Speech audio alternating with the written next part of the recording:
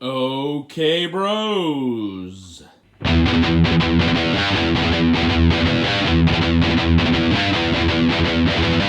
We're here for your weekly NXT Fix, featuring the ever so popular Bro Ratings. Now, here's your host. Okay, bros. I'm your host, Jimmy the Gibson, and we're here for another episode of your weekly NXT Fix. Things were absolutely wild tonight. I mean, we had some major matchups, including this week's main event, Steel Cage Match. Oh, and did I forget? It was for the North American Championship. Big time NXT. So let's get started here. Our opening contest of the evening was Toni Storm. That's right, NXT's resident rock star. It's Toni time versus Zoey Stark. Toni Storm looking for some revenge. And these two women had a fantastic matchup here. I mean, Zoey Stark looked great. Very innovative offense. Toni Storm looked great. In fact, towards the end of the match, Toni Storm hits the Storm Zero, and just with a lifeless flinch, Zoey Stark kicks out of it. Kicks out of Toni's finisher. Craziness in this opening contest. And then Toni Storm hits some sort of other brutal maneuver for the 1, 2, 3. Toni Storm is your winner, and that opening contest is going to get an 8.1 on the Bro Ratings. Moving on. Immediately following this match, the lights go out, and Frankie Monet shows up, and it's her world premiere. Next week, she makes her in-ring debut. Moving on, Candice and Indy Hartwell are taking care of each other after their championship win, and they both come to realize that Dexter Lumis is a loser as he looks on from them getting a massage, facials, everything. And Dexter Lumis is sad hearing them both call Dexter a loser. Very sad.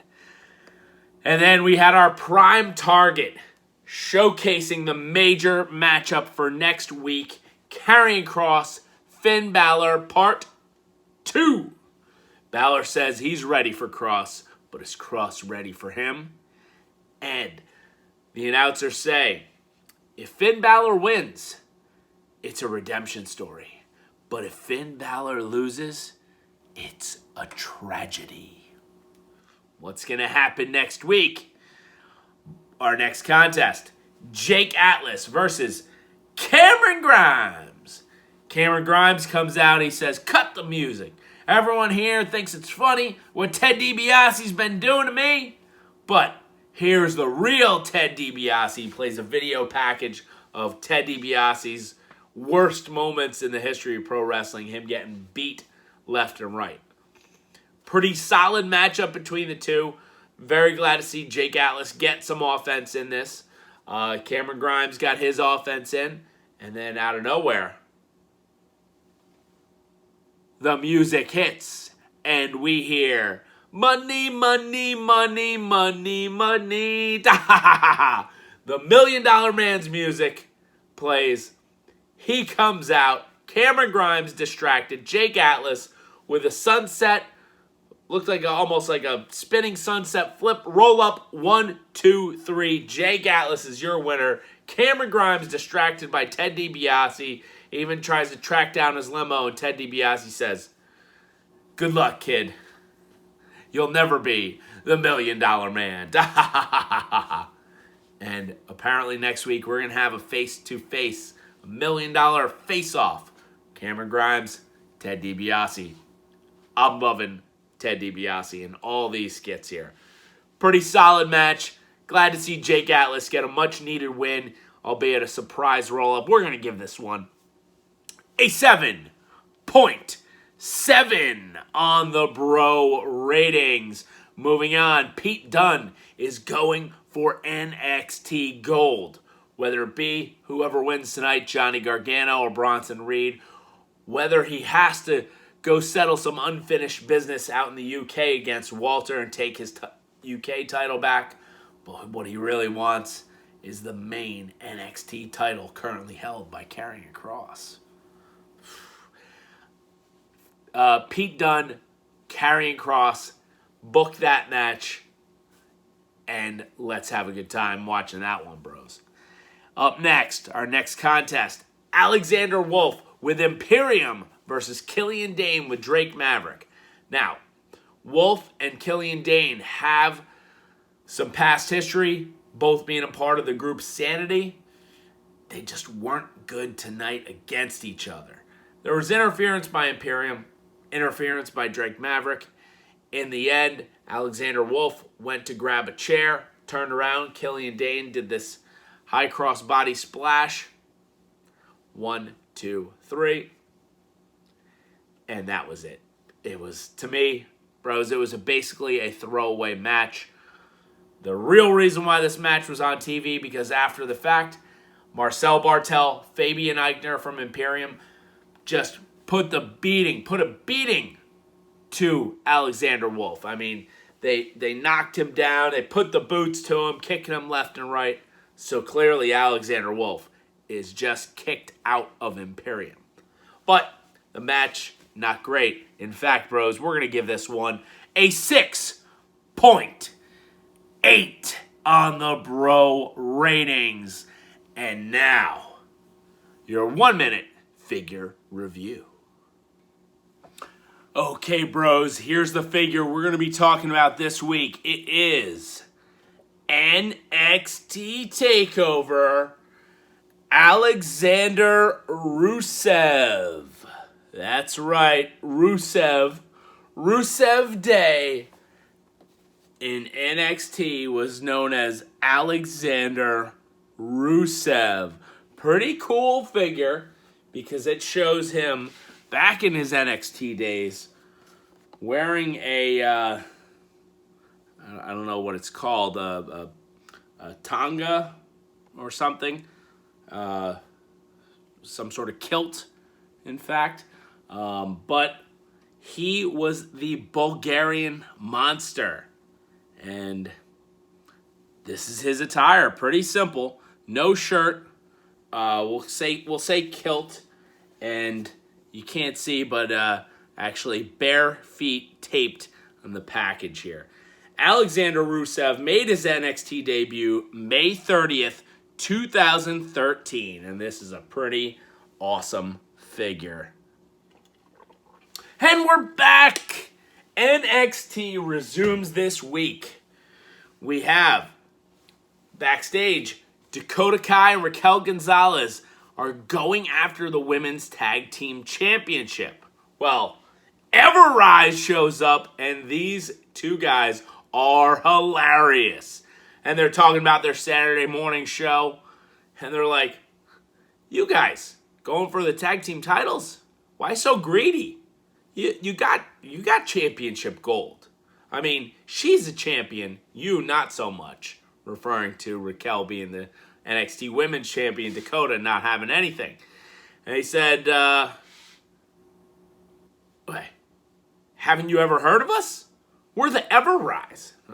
Dakota and Raquel are like, no, who are you? We haven't heard of you. And the one guy from Everrise is like, what? What do you mean you never heard of us? You kidding me? You want to take a swing at me? And sure enough, Raquel Gonzalez smacks him upside the head, knocks him down. They take off, and the guys from Everrise, he goes, hey, how's the mug? Was he talking about his face? Was he talking about the coffee mug? Hilarious. I mean, they had a sign drop from the back. Pretty awesome backstage skit, getting Everrise involved once again. We got to see them in a match soon. Please, NXT, give us some Everrise. Our next contest was Legado del Phantasma. Now that's Raul Mendoza and Joaquin Wilde up against Tommaso Ciampa, Timothy Thatcher. And bros, what a tag team match. Brutal, hard-hitting, fast-paced, everything that you would want. False finishes. I mean, Raul Mendoza early on in the match got busted up by a Ciampa forearm right to his nose. Blood everywhere. Tommaso Ciampa was about to hit the Willow's Bell, but that got reversed by Legado del Phantasma. I mean, there was so many fantastic moves at one point in time.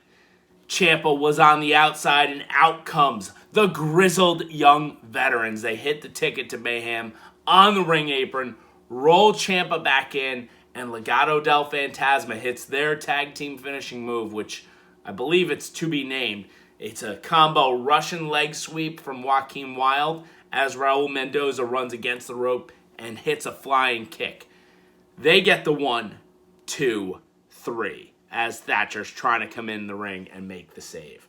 What a tag team match here, bros. What we find out later is this was actually, more or less, an unannounced number 1 contenders match. And rightfully so. This tag team match delivered. NXT tag team action at its finest. We're going to give that one an 8.8 on the bro ratings. Moving on. Think about this. Legado del Phantasma versus MSK should be an absolute banger. I was actually rooting for Legado del Phantasma to win that match, even though I'm a big Ciampa fan. So, up next, we have a little backstage interview. Bobby Fish, he says he's not here to help Kyle O'Reilly. He's here for unfinished business, and that's to go after Pete Dunne and Oney Lorcan. And you know what? Who better off to start with than Pete Dunne? He's challenging Pete Dunne.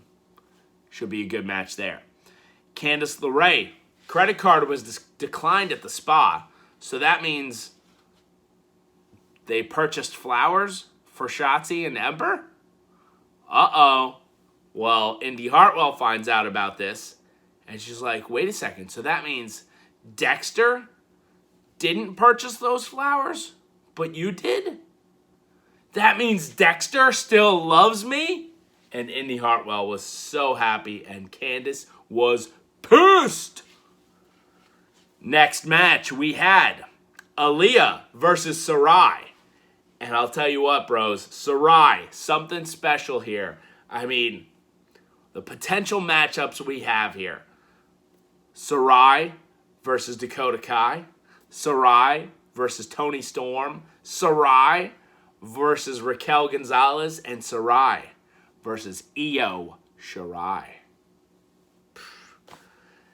Anyway, bros, as you can imagine, Aliyah got a little bit of offense in, but towards the end of the match, it was all Sarray hitting a top rope missile drop kick, and then that brutal running drop kick where she extends her 2 feet through the ropes there. It looks absolutely brutal. Picks up Aliyah with the Saito suplex. 1, 2, 3. Sarray is your winner, rightfully so here. Pretty decent match for the two. Definitely slightly better than average, we'll say. So we're going to give that one a 7.6 on the bro ratings. Moving on. Shotzi and Ember are backstage saying, Dakota and Raquel, you want a tag team title shot? Well, clearly you forgot about us. Because we are ready to TCB with Ember's Law. So I think that means challenge accepted. And then Diamond Mine. Who is this? Is it a person? Is it a tag team? Is it a faction? Is it a group? You gotta give me a little more than these vignettes that just have us thinking. Give us a little something. Then, up next, Hit Row. If you know, now you know. Hit Row is coming out, and it's none other than Ashante, the Adonis, and Top Dolla, who hotter, not nada. I like these guys, if you couldn't already tell. And this tag team match, they were going up against Toni Nese and Ariya Daivari. Now, they were accompanied by Be Real and or B-Fab. What did I say? Be Real. B-Fab and Isaiah Swerve Scott. And Hit Row just absolutely dominated. Ashante the Adonis hit a picture-perfect drop kick. I mean, he got a lot of air. And Top Dolla proved that he was a dominating big man at one point in time. Had someone up for a Samoan drop and did a fallaway slam at the same time, smashing both Toni Nese and Ariya Daivari. And in the end, it was Top Dolla. I think it was a Death Valley driver type maneuver. Puts him down for the 1, 2, 3. They get the mic. They spit a couple lyrics at the end. And Swerve says, I'm going to be looking very closely to see who walks out tonight's main event with championship gold. Hit Row, Hit Row, Hit Row. They are on fire. I love this new group. With that being said, the match is kind of a squash, which is unfortunate for Toni Nese and Ariya Daivari, but it's what had to happen with the Hit Row's first debut matchup here. So, with that being said, bros, we're going to give that one a 7.4 on the bro ratings. Moving on to your main event, the North American Championship Steel Cage match. First out, the challenger, Colossal Bronson Reed, Thick Boy, as I still like to call him, versus Johnny Gargano, the leader of the way, accompanied by Austin Theory. Now, as you can imagine, Austin Theory outside, constantly getting involved, smashing the cage into Bronson Reed, getting knocked off the cage himself by Bronson Reed. And there was a couple crazy spots here. A reverse Hurricane Rana, Poison Rana, Johnny onto Bronson Reed. Crazy super kicks. Bronson Reed powerbombing Johnny off the top. One point in time, Johnny crawling for the door, but Bronson Reed sits on him like earthquake style. Bronson Reed was rocking the earthquake gear, in fact. Also, Bronson Reed kind of doing a twisting splash off the top ropes onto Johnny's back. That put him down. Bronson climbed up top for the big tsunami splash. 1, 2, 3. Bronson Reed is your winner and new NXT North American Champion. And bros, if you watched my video for last week, I called it. Jimmy the Gibson's predictions have been on fire lately, so keep that in mind for the end of this video. Now, fantastic main event, title change, steel cage match. What more could you want from Gargano and Bronson Reed? So with that being said, bros, we're going to give that one an 8.3 on the bro ratings. So that means your match of the night is actually the tag team match. Legado del Phantasma versus Ciampa and Thatcher. That match was absolute fire. Great main event. Just the tag team match was that much better. And let's not forget how good Toni Storm and Zoey Stark was. Well-deserved round of applause. All three of those matchups. So, tonight we've had 7 matches or in-ring segments, giving us an average of 7.81. Pretty solid week this week. NXT trending up. And speaking of trending, you know what else is trending up? Jimmy the Gibson's predictions. That's right, it's prediction time.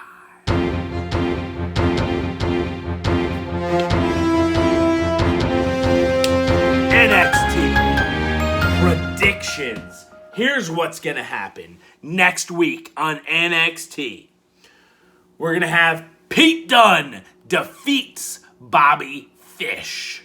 That's right, Bobby's making a return, but Pete Dunne will dominate. Maybe Oni Lorcan will help him out. Also, Dakota Kai and Raquel Gonzalez will defeat Ember Moon and Shotzi Blackheart to become the #1 contenders for the NXT Women's Championship. And in your main event for the NXT Champion, your winner. And still, NXT champion Karrion Kross will defeat Finn Balor in their Part 2 rematch. So there you have it, folks. I'm your host, Jimmy the Gibson. Thank you so much for watching. Please like this video, share this video, subscribe to the channel, and comment below. We'll see you next week for some more NXT.